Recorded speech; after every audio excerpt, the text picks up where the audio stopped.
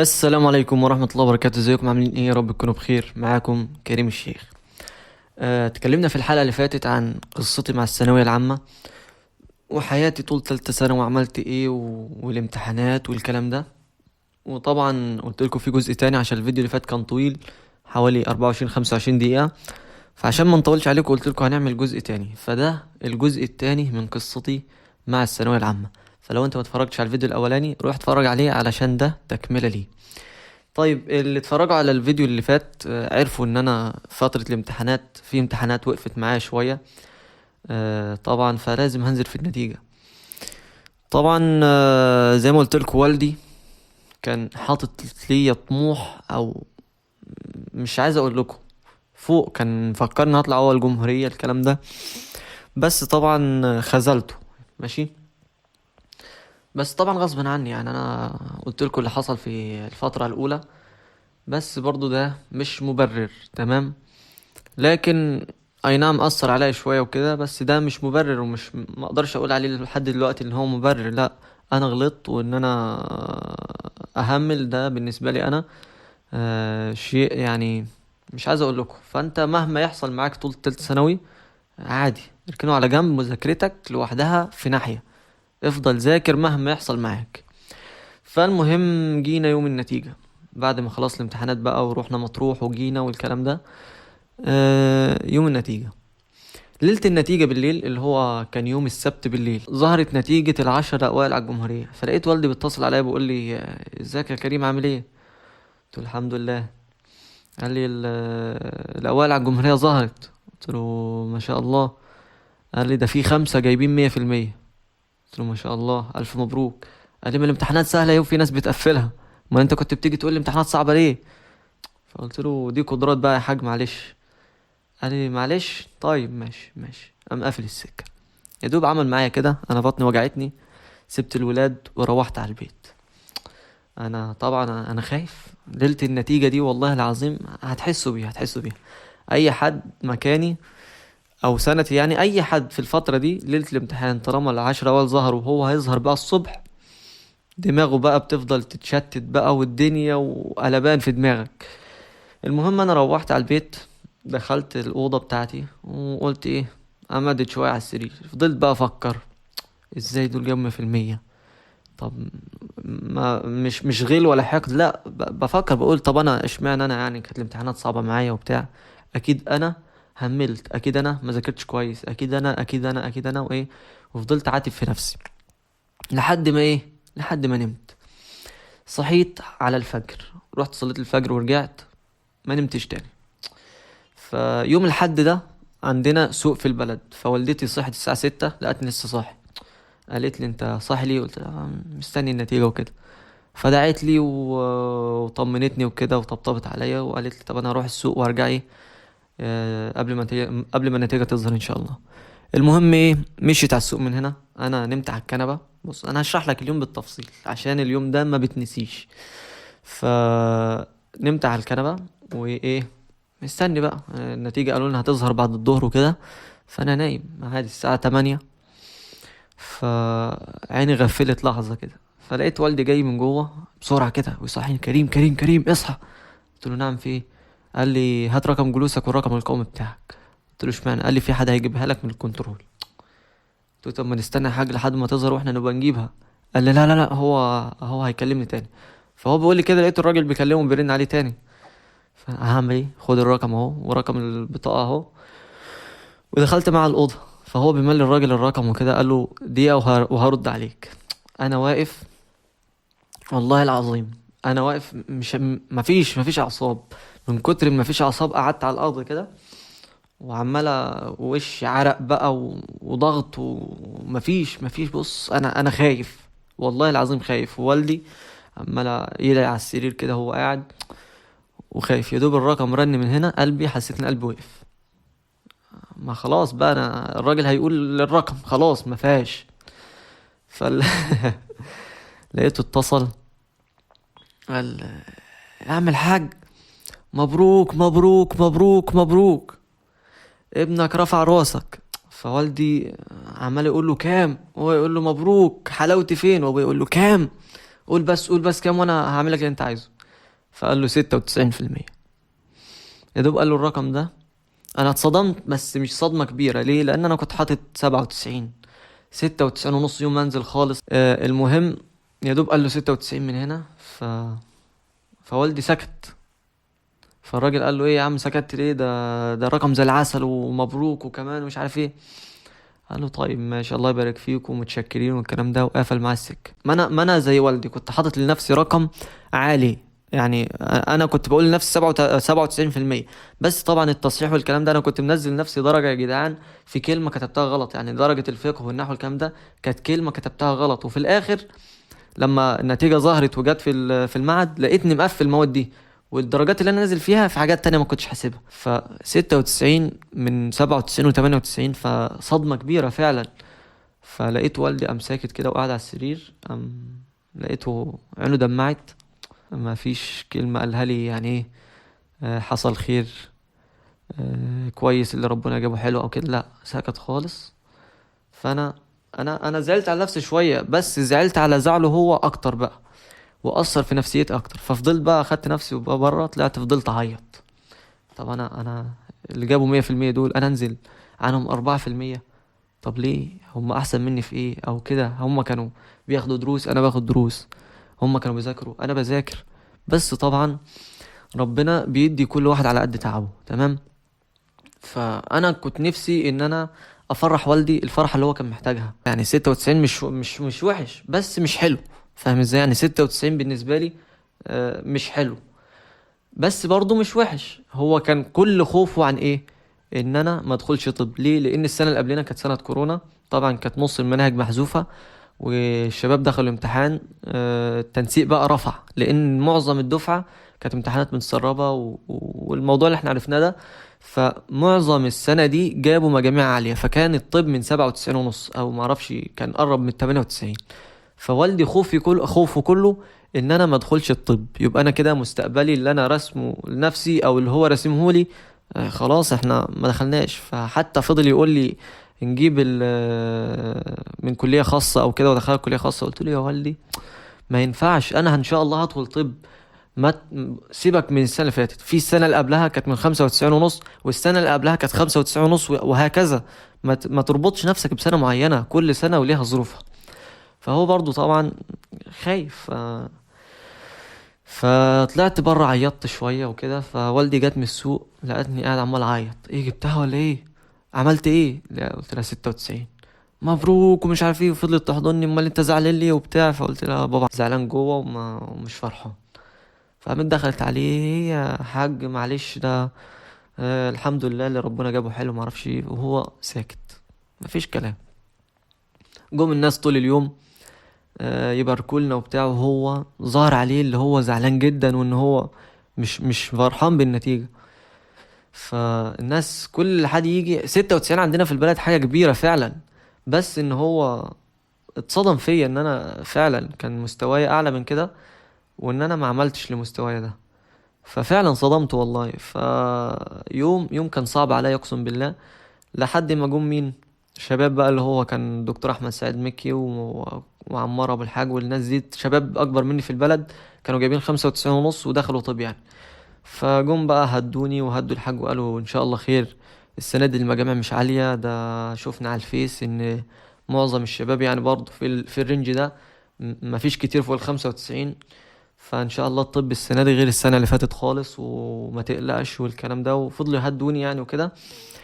وما اعرفش بقى برضه الحاج اللي في دماغه ان انت مش هتدخل طب يبقى انت كده مستقبلك ضاع والكلام ده. المهم فضلنا شهر ولا مش عارف شهر ونص، يعني على حسب ما كان التنسيق ظهر في شهر 10 والنتيجة كانت في آخر 8، يعني شهر وشوية. ففضلنا طول الفترة دي. يعني ممكن الكلام بيني وبين والدي اللي هو بسيط خالص، ان هو برضه لسه شايل مني ان انا صدمته وخلاص. فدي يعني طبعا أثرت فيها شوية. بس طبعا ما اقدرش نغلطه لان هو فعلا اي حاجة كنت محتاجها يلبيها لي ويجهزها لي، وكتب موجود، مدرس موجود، تهيئة للمذاكرة، اوضتك لوحدك، حاجتك اكلك شربك موجود، كل حاجة متوفرة لي. ليه انا بقى اقصر؟ فده كان الزعل من ده. وكان زعله الاكتر ان انا مش هدخل طب، فهو كان خايف على مستقبلي مش خايف على نفسه. تمام. فكل الزعل كان من ده. المهم ده كان يوم النتيجة. طبعا انا قلت لكم بقى اللي هو انا كنت منزل نفس درجة في الفقه، درجة معرفش في ايه، نفس الكلام 4 درجات، بس ما نزلتهم في مش نزلتهم في المواد اللي انا قلت لكم عليها، لا نزلت درجتين في التوحيد ودرجتين في النحو. فبقى هنا 2 وهنا 2، يبقى هم ال4 اللي انا حسبتهم بس مش في المواد كلها. ندخل بقى على المواد الايه العلمي. الله انت من اللي صحح، مش هقدر اقول غير كده. المهم رحت عملت التظلم في المواد اللي هي العلمي، اللي كانت الانجليزي وكانت الاستاتيكا، لان لقيتهم منزليني في الاستاتيكا، في الفيزياء وفي الكيمياء. عملت في ال4 مواد دول تظلم. رحت اشوف الورق، والله العظيم يعني لقيت بهذلة في الورق والله. ايه تصحيح غلط، يعني والله العظيم في الاستاتيكا دي انا مقفلها تمام. انا قلت في الديناميكا درجتين حتى ما رضيتش اعمل فيها، عملت في الايه في الاستاتيكا، او هو بيكون معمول في التطبيقيه على بعضها، فروحت ايه شفتها على بعضها، لقيت نفسي في الاستاتيكا نازل درجتين. طب ليه؟ طب ما انا حللها ومقفلها، ده انا الرياضه دي كانت اعلى حاجه بالنسبه لي، بس هو الديناميكا عشان اليوم اللي كان الصعب وزي ما شرحت لكم كده في الفيديو اللي فات، فقلت الدرجتين مش مشكله، بس الاستاتيكا ليه تنزلوني فيها درجتين؟ المهم اروح الاقي معلم صح كله، مفيش ولا كلمة غلط، مفيش ولا حرف غلط كمان في المسألة، نفس اللي في النموذج أنا حللها فين في كراسة الإجابة، بس التصحيح نص نص وسايب النص الأخير، مش حاطه تمام، يعني نص نص وسايب النص الأخير. فاللي بعد الانصاص وخلاص، حتى اللي بعد اتلخبط تمام.